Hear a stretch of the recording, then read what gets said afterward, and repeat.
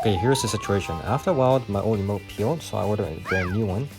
Problem is that with the brand new one, there's a stuck button. So what means is that I have two remotes, neither of which works very well, so I've decided to combine it.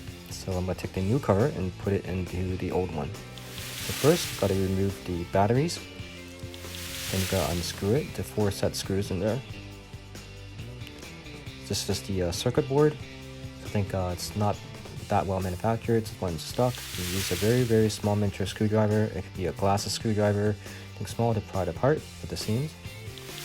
The hard part is actually for the Xbox button, you need to align it in a certain way, so you can see that there are little tabs there, otherwise it won't press once you put the cover back on. So that's all the pieces, and what's going to happen is that this is the final result. I'm going to take a look at the old one, which is all peeled, and the brand new one. So basically the new one's actually got the guts of the old one inside. There it is side by side.